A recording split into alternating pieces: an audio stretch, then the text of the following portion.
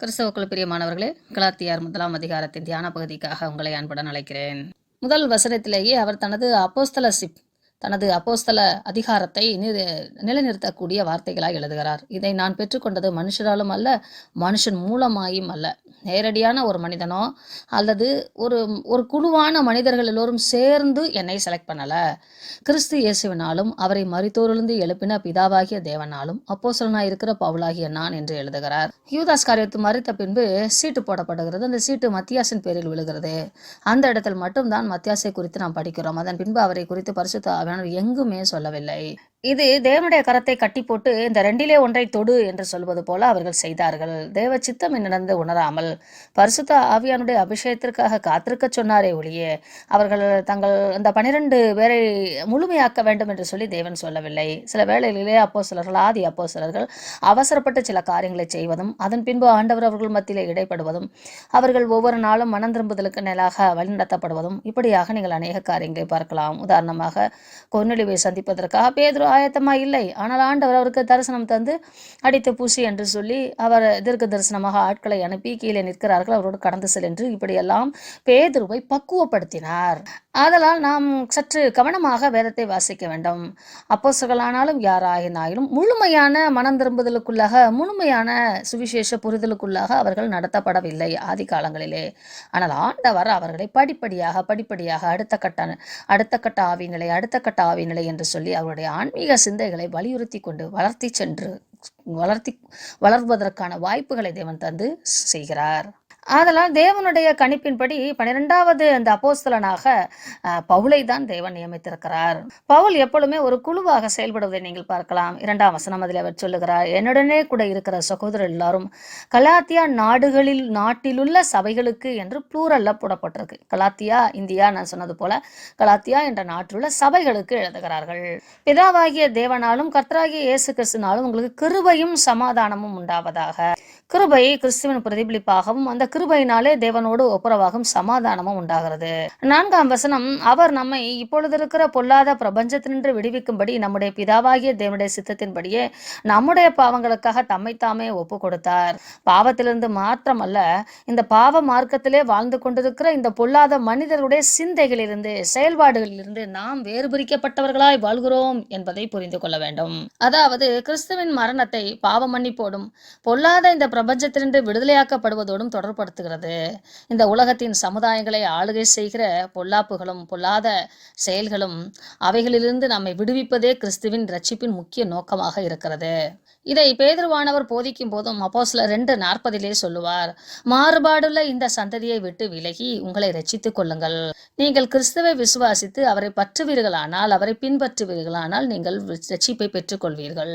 அதாவது தற்போதுள்ள உலக மக்களின் மதிப்பீடுகள், ஞானம், கருத்து, மாறுபாடுள்ள ஆசைகள், இச்சைகள், சுயநலம், உல்லாசங்கள் இவை எல்லாவற்றையும் நாம் தவிர்த்து இவைகளெல்லாம் நம்மை பாவத்திலே அமிழ்த்துவிடும். இவைகளிலிருந்து விலகி, அதாவது தற்பெருமை, கம்பாரிஷன், திருப்தியின்மை, இச்சை, அவலாசை, அதை தொடர்ந்து திருடு என்றெல்லாம் தொடர்ந்து பாவத்திற்கு இவைகளெல்லாம் வழிவகுக்கும், கள்ள தொடர்புகளை உருவாக்கும். இப்படிப்பட்ட இந்த பொல்லாத மனிதர்களுடைய இந்த பிரபஞ்சத்தினுடைய வாழ்கிற மனிதர்களுடைய சிந்தைகளுக்கும் செயல்களுக்கும் நீக்கி நம்மை முழுமையான ரட்சிப்புக்குள்ளாக வழிநடத்துவதே கிறிஸ்துவின் நோக்கம். இப்படிப்பட்ட மனதிலே எண்ணங்களிலே, சிந்தைகளிலே, நம்முடைய உணர்வுகளிலே உண்டாக வேண்டிய அந்த சுவிசேஷத்தை நான் உங்களுக்கு பிரசங்கித்திருக்கிறேன். நீங்கள் மீண்டுமாக சரீர பிரகாரமான அந்த சுவிசேஷத்திற்கு விழுந்து விட்டீர்களே, அப்படி ஒரு சுவிசேஷம் இல்லையே, அது அடிமைத்தனம் தானே. நான் உங்களுக்கு பிரசங்கித்த பரலோகத்திலிருந்து நான் பெற்றுக்கொண்ட தேவனிடத்திலிருந்து நான் கற்றுக்கொண்ட அந்த சுவிசேஷம் உங்களை விடுதலையாக்குகிற சுவிசேஷமாக, சமாதானம் தருகிற சுவிசேஷமாக, நித்திய சந்தோஷத்தை தருகிற சுவிசேஷமாக இருக்கிறதல்லவா. இப்படிப்பட்ட உங்கள் அடிமனதின் ஆழத்திலே உண்டாகக்கூடிய மாற்றங்களை கொடுக்கிற சுவிசேஷத்தை அல்லாமல் வானத்தில் இருந்தோ அல்லது தூதன் வந்தோ நாங்களே கூட மாற்றி பேசினாலும் அதை நீங்கள் சுவிசேஷமாய் நம்பாதிருங்கள். விசுவாசத்தினாலே நீதிமானாக்கப்படுகிறோம், கிறிஸ்துவை பின்பற்றுவதனாலே முழுமையான ரட்சிப்பை பெற்றுக்கொள்கிறோம். கிறிஸ்து நடந்த அந்த நடக்கையிலே, கிறிஸ்துவின் சிந்தையிலே, கிறிஸ்துவின் செயலிலே வாழ அழைக்கிற அந்த சுவிசேஷம் அல்லாமல் வேறொரு சுவிசேஷத்தை ஒருவன் பிரசங்கித்தால் அவன் சபிக்கப்பட்டவனாய் இருக்கிறான் என்று பவுல் சொல்லுகிறார். பிரியமானவர்களே, இங்கே நான் முக்கியமான ஒரு பதிவை உங்கள் மத்தியில வைக்க விரும்புகிறேன். யூதர்கள் சபிக்கப்பட்டவர்கள் என்பதை நாம் ஏற்றுக்கொள்ள வேண்டும். அவர்கள் சாபத்திலிருந்து மீண்டு வருவார்கள். அது இரண்டாவது காரியம்.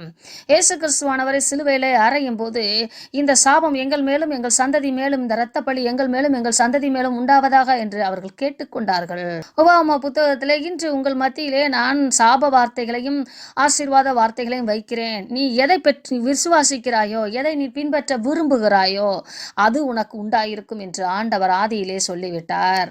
கிறிஸ்துவை நிராகரிக்கிற ஒவ்வொரு மனிதனும், அது யூதனாகிலும் கிரேக்கனாகினும் அது புறஜாதியனாகினும், கிறிஸ்துவை நிராகரிக்கிற ஒவ்வொருவனும் சாபத்துக்கு உட்பட்டவர்களாய் இருக்கிறார்கள்.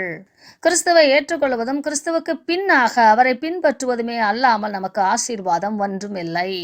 இது ஒரு குறுகிய காலத்திற்காக யூதர்களை தேவன் அடைத்து போட்டிருக்கிறார் என்று சொல்லி ரோமர் 11ஆம் அதிகாரத்தில் நாம் வாசிக்கிறோம்.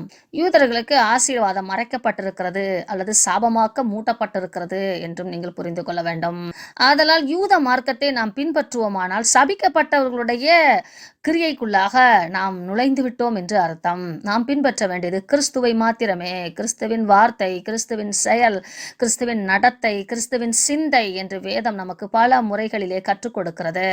அவைகளை நாம் ஆழமாக கற்று அறிந்து சிந்தித்து பின்பற்ற வேண்டும். யூத மார்க்கத்தை நாம் பின்பற்றுகிறோம், யூதர்களை அதிகமாக தியானிக்கிறோம் என்றால் நாம் சாபத்தை தியானிக்கிறோம் என்று அர்த்தம். கிறிஸ்துவும் சாபமானார் என்பதை நீங்கள் புரிந்து கொள்ளுங்கள். ஆதலால் நாம் மனுஷரை அல்ல, தேவனை நாடி போதிக்க வேண்டும். 10ஆம் வசனத்திலிருந்து நீங்கள் பார்ப்பீர்களானால் யூதர்கள் வர்சஸ் கிறிஸ்து என்று நீங்கள் படிக்கலாம். தேவன் நமக்கு உள்ளாக வரவேண்டிய மனமாற்றங்களை கொண்டு வர விரும்புகிறார். ஆனால் நாமோ யூதர்களுடைய பாரம்பரியங்களை பற்றி படித்துக் கொண்டு அவரை பின்பற்றி யூதர்களை பின்பற்றுக துடிக்கிறோம் என்று பவுல் எழுதுகிறார். இதை நீங்கள் 10ஆம் வசனத்திலே ஆழமாக வாசிக்கலாம். 10 இருந்தே அதை குறித்து தான் அவர் பேசுகிறார். நான் கிறிஸ்துவின் ஊழியக்காரன் அல்ல, நான் யூதர்களின் பாரம்பரியத்தை பின்பற்ற உங்களுக்கு சொல்லிக் கொடுப்பேன், ஆனால் நான் கிறிஸ்துவின் ஊழியக்காரன் அல்ல. ஏனெனில் நான் பிரசங்கித்துக் கொண்டிருக்கிற இந்த சுவிசேஷம் மனிதருடைய யோசனையானவைகள் அல்ல.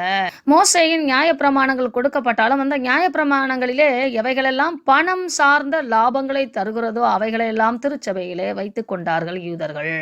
செல்வாக்கு, பணம், அதிகாரம், தங்களுக்கான இச்சைக்கான தீனி, இவைகளையெல்லாம் அவர்கள் சட்டங்களாக மாற்றி வைத்துக் கொண்டார்கள். மனிதாபிமானத்தையும் கிருபையும் இரக்கத்தையும் விட்டு விட்டார்கள். இதை இயேசு கிறிஸ்துவானவரை பல முறை யூதர்களிடத்திலே பேசும்போது நீங்கள் கவனிப்பீர்களானால் கற்றுக்கொண்டிருக்கலாம்.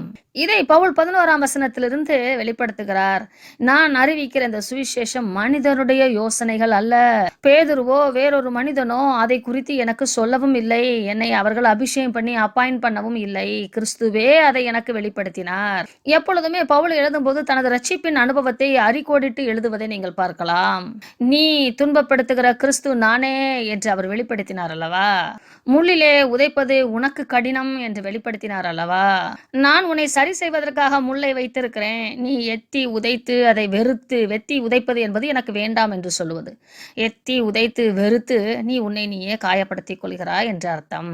இப்படி அநேக வெளிப்பாடுகளை நான் பெற்றுக்கொண்டேன் என்று சொல்லி அவர் அரபு தேசத்திற்கு புறப்பட்டு போய் அங்கே அவர் தங்கி இருக்கிற காலங்களிலே திருச்சபைகளை குறித்தான மனமாற்றத்தை குறித்தான உள்ளான மனதிலே உண்டாக வேண்டிய எண்ணங்களிலே புதுப்பித்தலும் பரிசுத்தமும், அது கிறிஸ்துவை பின்பற்றுவதனாலே, கிறிஸ்துவின் செயலை, கிறிஸ்துவின் சிந்தையை, கிறிஸ்துவின் நடத்தையை பின்பற்றுவதனாலே உண்டாகக்கூடிய மனமாற்றம் என்பதையும் பவுல் கற்று அறிந்து கொண்டார். இது ஆவி நிலையிலும் ஆன்மா நிலையிலும் உண்டாகக்கூடிய மனமாற்றம்.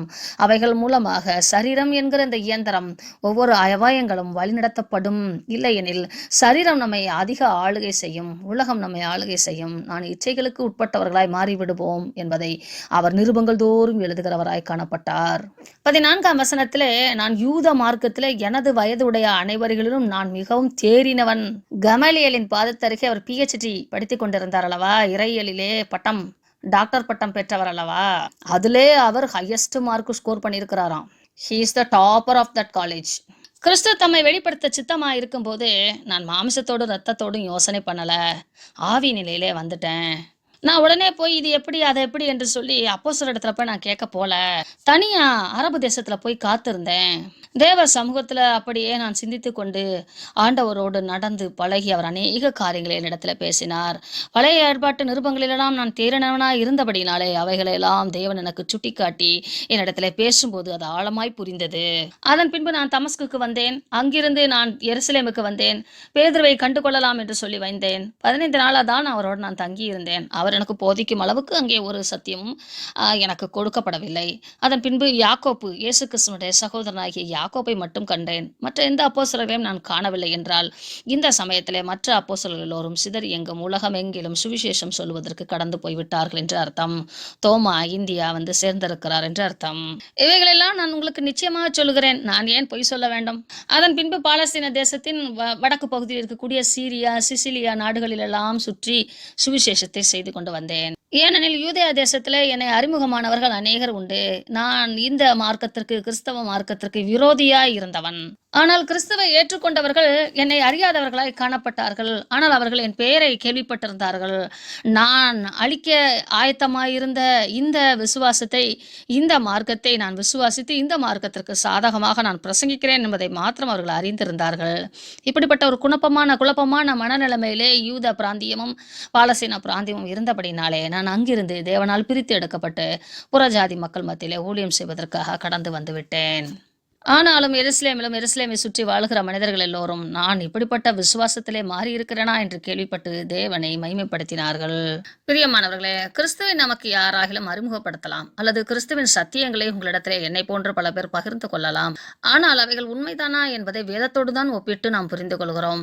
நமக்குள்ளான ஒரு அறிவு நிலையிலே, ஆன்மீக நிலையிலே பகுத்தறிவின் தன்மையை பரிசுத்த ஆவியானவர் தந்து நம்மை ஆம் என்று ஆமோதிக்க உதவி செய்கிறார்.